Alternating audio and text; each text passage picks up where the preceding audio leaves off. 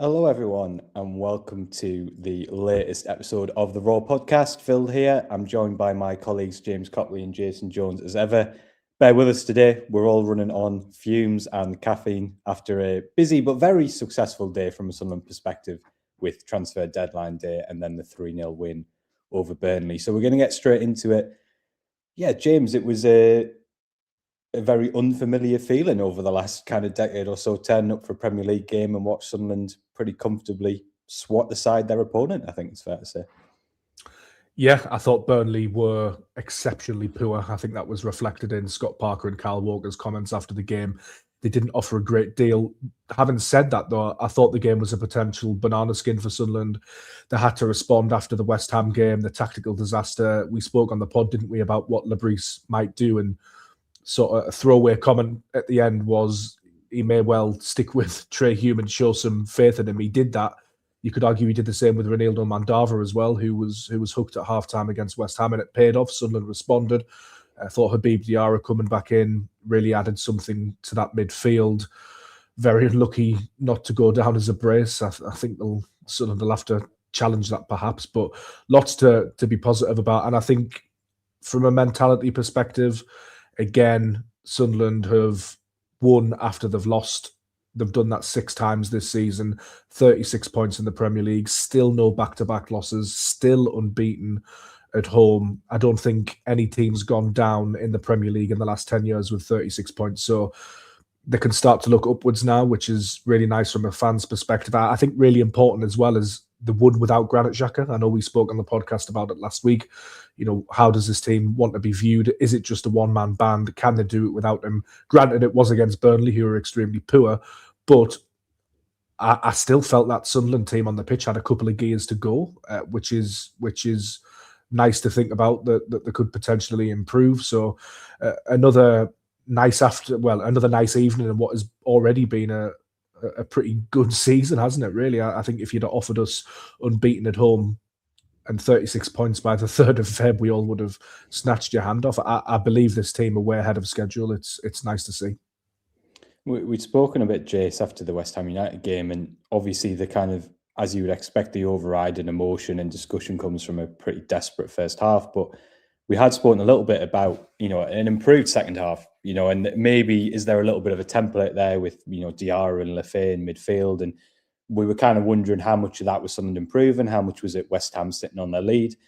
But it really does feel like off the back of last night that we are looking at some really kind of exciting partnerships taking place. And when you add obviously Xhaka to the mix in a couple of weeks, it does feel like the team is heading in the right direction in terms of Le Bris is getting more options as the season goes on rather than fewer, which is a nice place to be. Absolutely.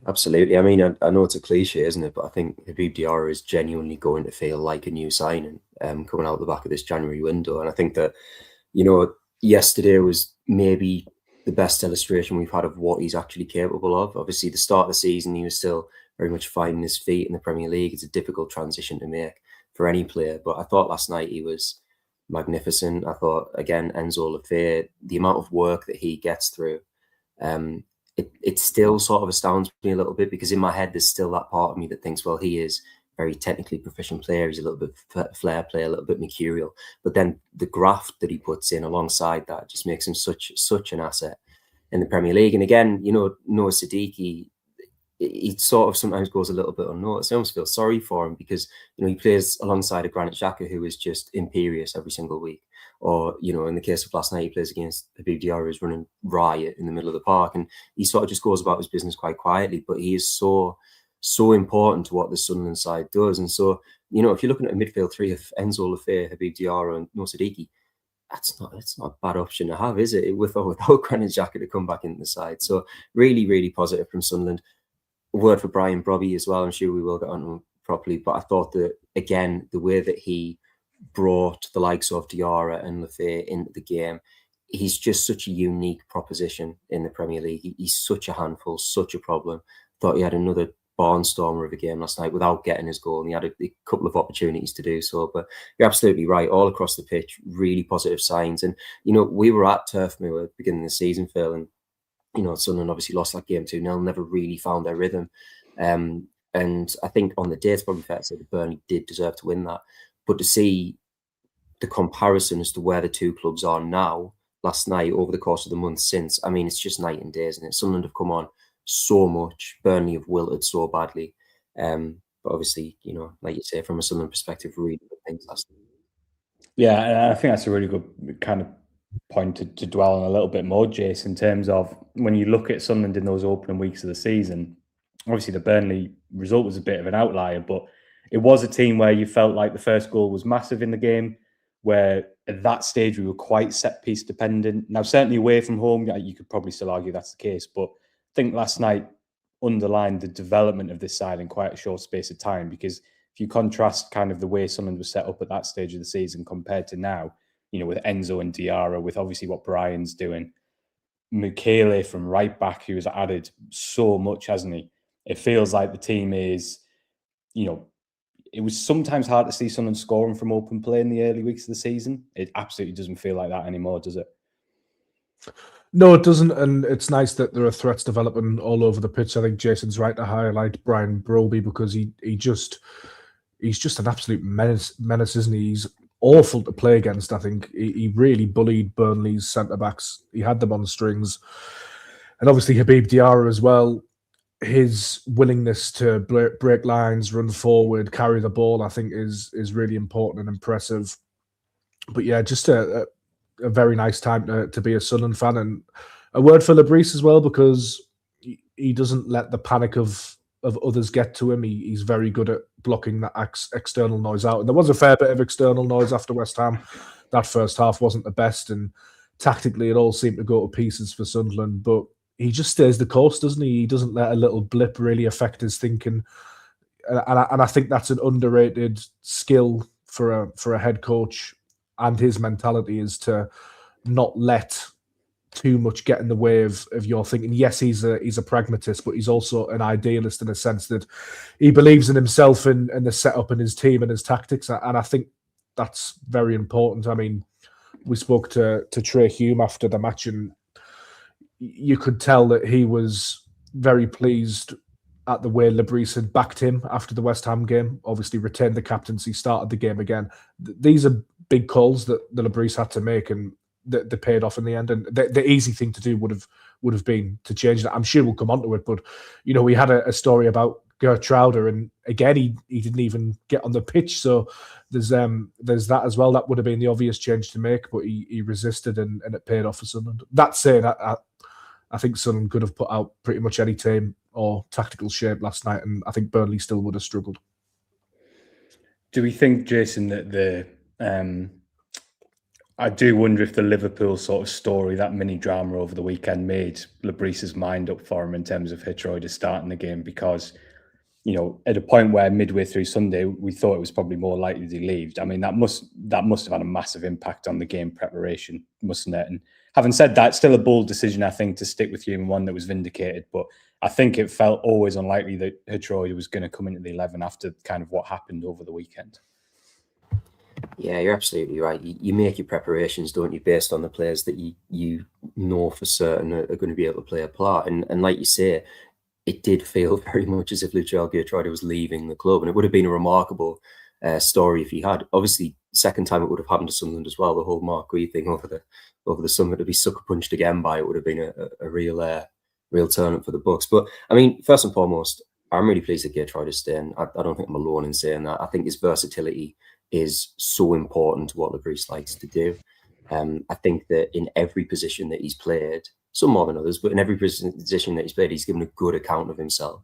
And I think that replacing him, especially at that short notice in the window, would have been nigh on impossible. In terms of bringing someone who would have been, you know, of a similar quality or an upgrade, certainly, someone really would have struggled to do so. So first and foremost, like I say, I'm pleased that he's staying. But you're absolutely right. I think that as soon as it was sort of, you know, there was that and ahhing about whether or not he was going to be available, then it does make Le Bris's mind up a little bit for him, doesn't it? But again, I come back to what I said before. I think that if you've got the option to play a midfield three of Siddiqui, Lafay and Diarra, I still believe that almost picks itself. You know, if Diarra is back to full fitness, and he showed last night that he absolutely is, obviously played at AFCON as well, then, you know, he's the club's record signing, and he's shown really positive signs over the sort of fledgling stages of his Sunderland career. So I think he had to come into the side, especially based on what he showed in the second half against West Ham, where I thought he was Sunderland's brightest player. As for the Hume decision, obviously there would have been an argument to take him out the side because he did have a bit of a stinker against West Ham, but I also think it's pleasing to see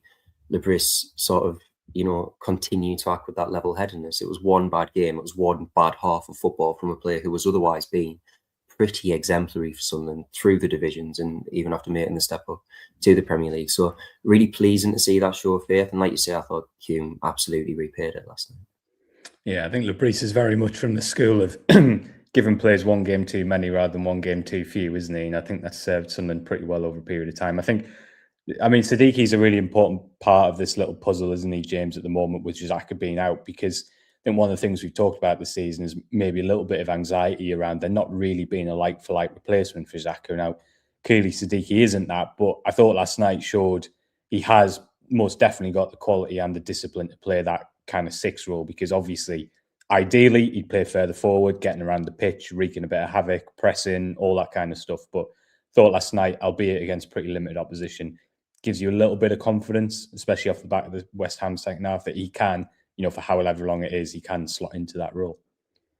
No, he did well. I think that midfield, it does look a lot different, doesn't it, with Diarra in there. Sadiqi maybe played a little bit further back. Again, Enzo Lefebvre was fantastic. In terms of Sadiqi against Burnley, I thought, because Sunderland had the ball so much, Phil, you're going to have to stop typing it or mute yourself. It's all we can hear is typing. But in terms of I just couldn't hear myself think. But in terms of Sadiqi against Burnley, I thought because Sunderland had so much of the ball, it was a pretty easy game for him. That said, he did very well. I thought he was excellent in possession. He retained the ball really well, recycled it. He just gets around the pitch so often, so well. He's a great asset, and I think he's still only 21 years old, which is just insane. The maturity of him in the game. But yeah, interesting problem to have, because that midfield's looking stacked, and when Granit Xhaka comes back, some of the comments have alluded to it. Does he get back in the team? I still think he probably does. But as I said on the pod last week, I genuinely think Le Bris has the solutions to get around Xhaka being out for a couple of weeks. And yeah, very exciting. I think all the midfielders Sunderland they've got a nice blend, because they all tend to do something that the others don't. They all seem to work quite well with each other. And Jace alluded to it, but Enzo Lefebvre, he's so good. I know we talk about Granit Xhaka being one of like the best players we've ever seen at the club, but Enzo Lefebvre must be one of the best midfielders we've seen in our lifetime, because he's just so classy. The ball is like glued to his feet, but he does the dirty work as well. I think it's an underrated part of his game. Sadiqi does get a lot of the plaudits for the ground that he covers, and rightly so. But Enzo Lefebvre likes getting a foot in as well, and he's very strong for his build. So yeah, lots to be positive about, I think.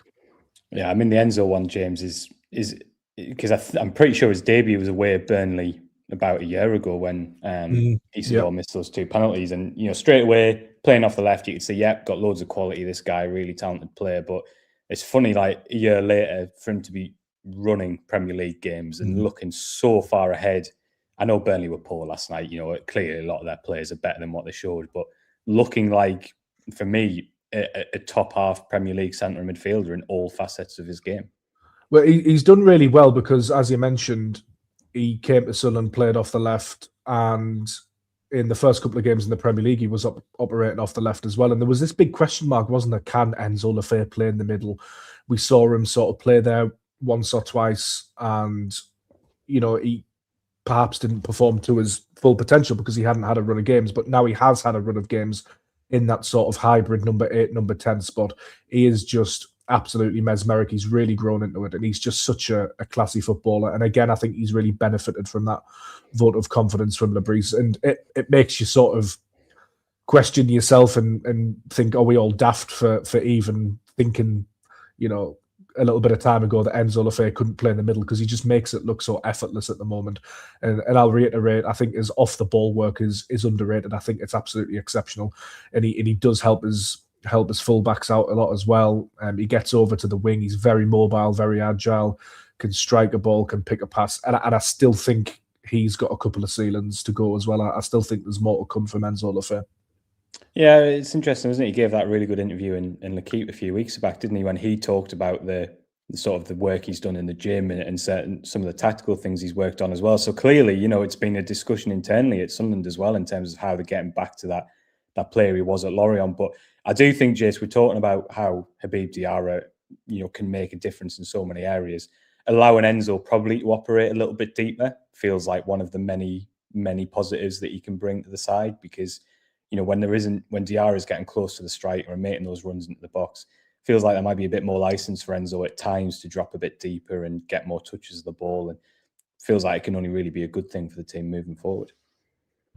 Yeah, especially when he's playing the way that he is. I mean, again, hark back to when he first came in, and we were all sort of under the impression that Sunderland had signed a sort of pure number 10, and then it was only really sort of, discussions in the French media and that saying, well, actually, no, this boy can play as an 8. He can even play as a 6, we've been told. He can play anywhere in that sort of midfield trio, that midfield cohort. And I fully agree with you. I think that, he's so comfortable dictating games, isn't he? He's got such a sort of metronomic quality to him. And then on top of that as well, when you combine that with his willingness to fly into a tackle, to chase people down and pickpocket them out of possession, I think that he is so well suited to playing in that slightly deeper role. And like you say, when you're bringing in a player of Diarra's quality to then play in a slightly more advanced position, it's no hardship to the team, because Diarra's so well suited. I thought we saw it last night.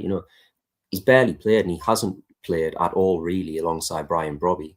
And I thought that already there were signs that the link up between those two was really, really promising. He just seemed to understand Brobby's game and understand his sort of ability to gamble on Brobby's ability to hold the ball up. That understanding that actually, if he does sort of edge his bets a little bit and get up around him, then there's every chance that he is going to end up in possession, because Brobby is so adept at bringing the ball down and bringing other players around him into the game. So yeah, like I said, it does create that headache, doesn't it? Because then you start to look at, obviously Xhaka will come back in the team. He can't not come back in the team. He's been Sunderland's best player this season, arguably one of the best players in the Premier League. But then you start looking at it and you go, right, well, you've got 3 other players to slot into 2 positions, and they can all arguably, sort of do a job in any of those positions.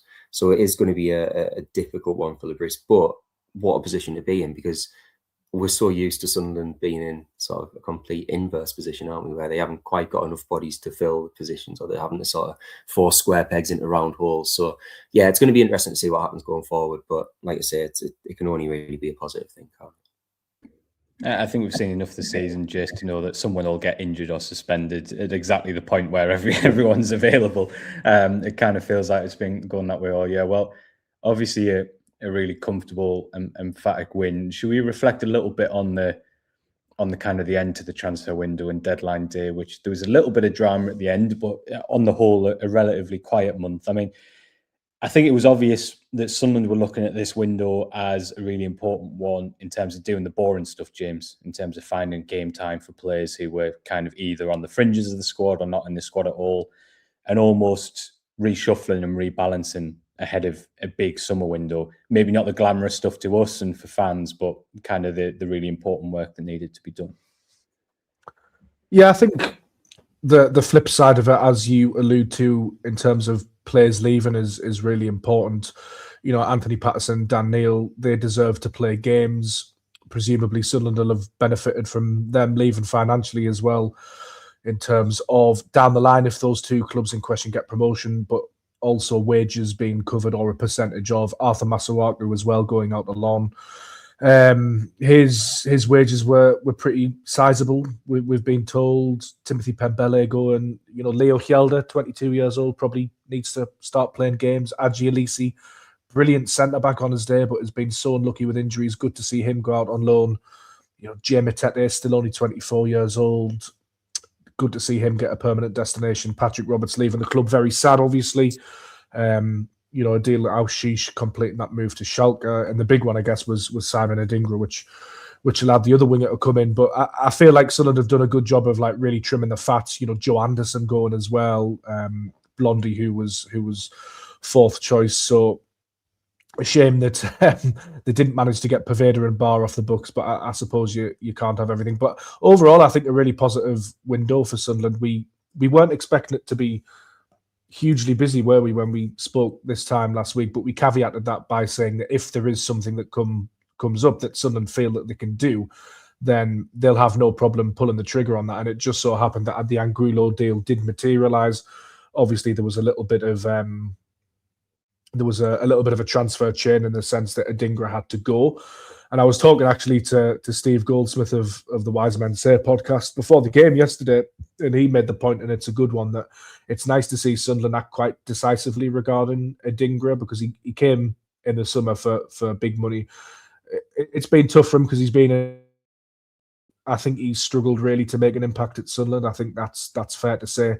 Le Bris, did he really trust Adingra? I don't think so. And I think you can probably tell that by the fact that he was starting to play Romain Mundle over him.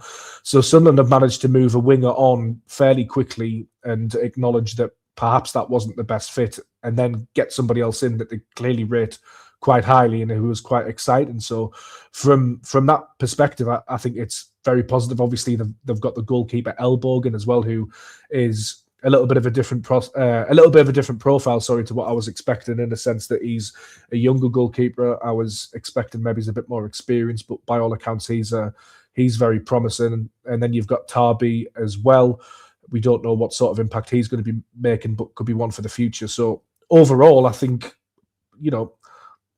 pretty much as good a window as we could expect. On Sunday, I was wondering if it was all going to fall apart with Geertruida possibly going to Liverpool, but Sunderland stood firm. That didn't end up happening. We ended up moving a winger on who wasn't playing and getting one in who potentially will. So I think it's about as good as it could have gone. I was never expecting Sunderland to go and sign 2 or 3 central midfielders and, be really, really active. I think if you'd have said to us at the start of the window that Sunderland will sign 3 players, Phil, we would have said, okay, that's probably about right. And there'll be, I don't know how many departures are listed there, but maybe 6, 7, 8 departures. I think we would have all gone, yeah, that does sound about where Sunderland should be in January. We knew this squad didn't need wholesale changes, and so it's proved to be. I think Geertruida was a big one, wasn't he, Jace? Because I think if Geertruida goes, not suggesting it's panic stations by any stretch of the imagination, but you could then, in theory, look at a few different roles in the squad and say there's a potential here where a couple of injuries, a couple of suspensions, you might get yourself into a little bit of trouble. Geertruida's staying allows you to go into deadline day thinking, well, look, this is almost anything we do as a bonus really here, because we know he can thrive in a few positions. Yeah, I mean, nail on the head, really, mate. Like, it's what I was saying before, isn't it? It's that versatility. We know that he's obviously comfortable operating at the heart of defence, seeing him play at right back, but just the ability to be able to bring him in as a deep lying midfielder as well, and knowing that is an option, whether it be to see out games, whether it be because of injury, suspension, whatever. It's so important to what Le Bris does, and it's kind of similar with what we've said about Trey Hume in recent weeks as well, isn't it? It's not just what he brings, but it's the ability to do it across a number of positions. And that flexibility and what it affords Sunderland is so vital right now. So, yeah, as soon as you're able to secure Geertruida, it does then allow you to sort of look a little bit more outwardly. Obviously, the Adingra exit, I agree with James. I think it is pleasing in a sense to see Sunderland sort of say, what, this isn't working. What can we do to sort of amend that? By the way, I think it's a really good move for Adingra. I think that he'll be much more suited to playing in the French top flight. Obviously, we're talking about a team who playing in the Champions League. Very much feels like a move that could ultimately come to benefit all parties, and I think that's something that should be celebrated. And then this new winger coming in, he's by all accounts, and I say this as someone who doesn't watch the Belgian top flight on a weekly basis, but by all accounts, he's an exciting talent, and he's someone who has been contributing regularly. I think it's something like 10 or 11 goal contributions across 22 outings this season. He looks to, be the sort of player who can get the fans on their feet, really goes at defenders, really technically sound and very quick in terms of his ability to change direction and stuff such as that. So he should be a player who if all goes to plan, some of the fans sort of take to their heart very quickly. But yeah, just to echo what James said again, I think in terms of what this transfer window was going to be and the sort of realistic aims for it, then I don't think we really could have expected too much more from Sunderland. Obviously, the goalkeeper deal was a little bit of a necessity once it became apparent that Patterson was probably going to be on his way out. Obviously, Talbi's one for the future, but before the window, we said, well, we'd like to see Sunderland bring in attacking reinforcements, ideally in wide areas, and hopefully Angulo will be exactly that.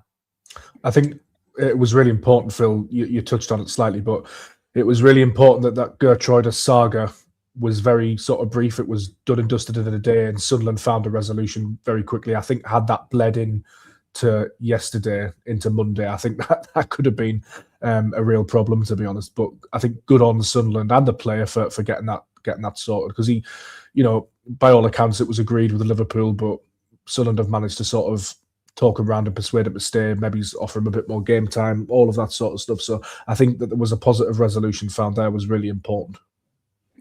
Jace, you could definitely get away with claiming you're a Belgian league expert. You've definitely got that vibe. I think you should just go for it. I don't think anyone would have questioned that. To be fair, Jace is good enough at football that he could probably play in the Belgian Pro League. He's very, very, very good. You definitely give Jupiler or whatever it's called vibes, Jace. So I think next time, just go for it. Commit to the bit. I think. Yeah. It's I'm too busy watching the Eredivisie every week, man. That's why. Yeah. I can see that. I mean, it just because I think it's such an interesting point with Geertruida, James, because we talked a lot about the season about being like, yeah, good player, versatile, trigger the permanent option, lovely. I think this kind of whole little mini saga over the weekend, albeit that was wrapped up pretty quickly, probably demonstrates why it's a lot more complicated than that, because what we're actually talking about is a Dutch international Champions League footballer who is not getting a regular place in the starting 11. And he will, he's obviously happy to stay at Sunderland for the rest of the season, and he is happy here. But it is not a formality that he will be looking at this going, I'm definitely going to sign permanently, because I think what it does reflect the fact is that it's not, he doesn't have a settled place in the 11 yet. And for a player of his caliber, that's not where he'll want to be in his career. No, absolutely not. And to be honest, I found some of the revisionism and the discourse around Geertruida a little bit wide of the mark, because when the news broke, there was a bit of recency bias, and it was just like, well, he should have been playing over Tri-Hume all along, and he should have just been Sunderland starting right back. Nobody was saying that, 3 or 4 weeks ago when Sunderland were, doing really well. Tri-Hume's been very solid this season. His form has maybe dipped a little bit at times, but there hasn't been a clamour, West Ham aside, for Tri-Hume to be out of this team. There hasn't been a massive clamour for Geertruida to be in this team either, although Sunderland fans acknowledge that he's an exceptional player. As you mentioned, Dutch international, very versatile. But Sunderland have done really well. Where is he supposed to have played? After West Ham or during the West Ham game, I completely agree. Perhaps he should have had minutes off the bench as well. I know he didn't come on in the Newcastle game. There's other games as well. But I did find some of the revisionism slightly annoying, in the sense that where is he to have played? And, he did play against Brentford, didn't he, away from home, and Sunderland got done, quite badly there by Keith Andrews' side. So I wonder if that stuck in the mind of Le Bris. But he is a player that I'd like to see more of, because I think he's very good. But it's funny, isn't it? Because we say that the best thing a player can have is availability, and he's had that. But sometimes what can sort of hamstring you, I call it the Phil Neville effect, where you're good enough to play in multiple positions, but it's really hard then to nail down one. So I'm not really sure what the answer is going forward for him. Presumably he's been, or something's been said to him, Phil, you would imagine, to make him stay, make him content, make him happy. So I'm expecting to see a little bit more of him. Where he plays, I'm not really sure, because Tri-Hume's captain the side at the moment did well, so he's got that spot sort of locked down. Nordy's the right back and looked really, really good yesterday. Does he come into a midfield containing Siddiqui, Diarra and Lafay at the moment? I don't think so. He can play left back, but, Mandava's there. So I don't know, where do you guys see him coming in? Because I'm struggling at the moment. Sunderland are doing well. No, I think that's the challenge, isn't it? And that's what I'm driving at. It's a really odd position where, he's a lovely player from the outside to have in your squad, because he gives you so much reassurance, but his route to the starting 11 doesn't look particularly clear to me, and I just wonder how that develops. I mean, probably the only position, Jace, that I think we might have liked to see Sunderland strengthen was probably on the right. I know they signed Jocelyn Talbi, but it doesn't feel like one for right now. Are you happy enough with the options that Sunderland have going in that position for the rest of the season, given that we think Traore is probably about 3 weeks, a month away from being back fully fit? Yeah, I mean, again, absolutely would have liked to have seen more reinforcements on the right-hand side, but it kind of depends on how versatile Angulo is as well, doesn't it? Obviously, he's a right-footed player who likes to cut in from the left, and I know that Sunderland prefer a player with, left-footed player cutting in from the right, but if Le Bris is of the opinion that he is someone who's capable of operating on that right flank, then that would solve that issue. I think that it's a little bit bizarre, isn't it? Because when he came in on deadline day during the summer, everyone sort of felt as if Traore was a bit of an afterthought, was a little bit of a sort of, not panic buy, but not necessarily someone who Sunderland needed or, in a sense, particularly wanted. But over the course of the season, he's established himself as a really important player to this side. And as the other options have sort of fallen away a little bit, and it's become apparent that a lot of the wide options prefer to play on the left-hand side, Traore's importance is sort of growing exponentially. So I think that when he comes back, there's still a very good chance that he sort of comes straight back in the starting 11, or at least gets plenty of minutes. That being said, the other thing to consider is that Le Bris evidently sees Trey Hume as an option on that right-hand side. And while he may not be, sort of the most potent attacking force, he's not going to score any goals thus far. But, he's not going to contribute in the same way that, we saw Talbi did last night or anything such as that. Like, he is also a body who can do a very, very good job and quite a specialist job on that right-hand side. So, I mean, to answer your question, yeah, I think ideally I would have liked to have seen someone bring in another out-and-out right winger, and maybe it's something that they'll revisit in the summer. You would have to assume that there will be more recruitment, and it would be a position that would be near the top of their list of priorities. But I'm not sat here overly concerned about it, because I do think that, especially once Traore is back and fully fitting in contention, they do have enough to get through the remainder of the season. Diarra has to be a potential option out there as well, doesn't he, James? I'm not saying it's the ideal scenario, but when I look at the role that Hume plays at the moment in that position, I think Diarra definitely could be someone who could do that, couldn't he? It looks like it would be an all right fit if Le Bris feels he needs it at some point in the season. Yeah, well, he's got all the attributes. He's very strong. He carries the ball well, strikes the ball well. So I definitely think he can play out there. He came on, didn't he, away from home somewhere after his injury, Brighton away, didn't he? He came on the right-hand side. So, yeah, I'm comfortable with the right winger situation. I think Sunderland have got enough bodies through the door. I think it's something that can be revisited in the summer. Bertrand Traore to come back. Eliza Mayenda can play there if needs be. Habib Diarra. I think, Angulo as well. I think Sunderland have got enough now.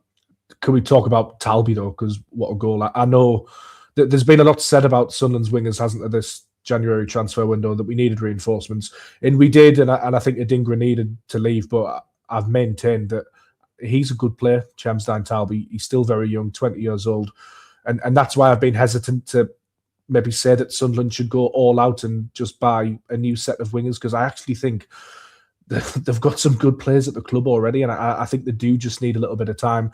I think what gets lost with this side is that a lot of them are still quite young and inexperienced when it comes to the Premier League, because we've sort of been fine-tuned as Sunderland fans that like to put you in a retirement home when you get to the age of like 23, 24.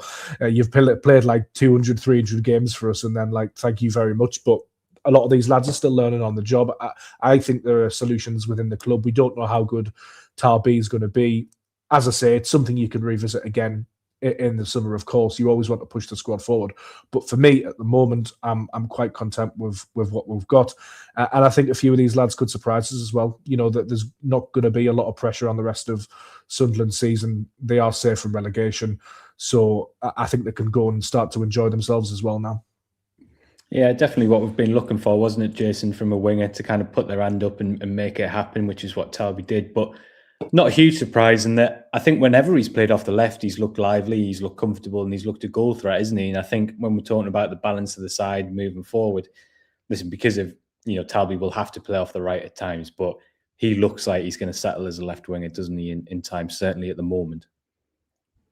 Yeah, absolutely. And I mean, while his consistency is I think understandably lacking. You know, that he's still so young. He's come into the, you know, quote unquote most difficult division in the world. It's also really important to note that there have been quite a few now really big moments from him this season. You know, obviously the winner at Chelsea, goal at Anfield, that goal last night. And I know, again, we keep saying it, not to beat a dead horse, but Burnley weren't very good last night. But the goal was, you know, the size of the goal doesn't change. And it was a fantastic strike. So there are all the signs that he is only going to keep getting better and better. He's absolutely rapid as well, by the way. There was that moment, wasn't there, last night where he sort of knocked it and just ran down the left wing, and it was only sort of Kyle Walker, who, you know, famously one of the quickest players we've ever seen in the division, coming across to sort of give him a little nudge and knock him off balance. Otherwise, he probably would have gone all the way at the byline. So, you know, like I say, really, really promising signs from Talbi. I do much prefer it when he's on the left. I think he's more comfortable there. I think he looks much better there. But that's not to say that he can't adapt over time and he can't become more comfortable playing on the right if that's what's needed of him. You know, again, to reiterate, he is still so young, as so many players in the Sunderland squad are. So I think that James is absolutely right. He's one in particular who you look at and you go, right, well, let's not do anything too rash here. Let's not panic in the market, because actually in a year or two, who knows how good this lad can be. And I think that already he's well on his way to getting there. I think with Sunderland as well in the transfer market, it's like optics are very important. They're buying these players like Anguilo and Talbi to ultimately play them so they can improve and almost sort of help kickstart their career. If Sunderland start just bidding off these projects left, right and centre that they've bought in the summer, I do think it reflects poorly. I think Sunderland is a club that has been built on giving these lads a chance, and within reason. When a player has shown something like Talbi has, bearing in mind he's been off to AFCON and come back, and he had a little niggling injury, didn't he, as well at one point. You know, he's been in and out of the squad. How good is he going to be in a couple of seasons? I think he's a really, really promising footballer, and I think Sunderland will do well and have done well to stick with him and some of these other lads as well. Because the easy thing to do, Phil, isn't it, is to change things when it's not necessarily going to plan. But, you know, players take time to develop. It takes time to settle into a new league, a new country. We spoke to him after the game, actually, and his English is exceptional, really bright. You can tell he's enjoying playing for the club. So I just think we are hard-tuned as humans in the modern era to want everything now, as the Arcade Fire song goes. But sometimes you do have to play the long game with a couple of these players, and I think Talbi's one of them. And he's, you know, but to flip that, he's producing moments for us as well. I'm a big fan of his.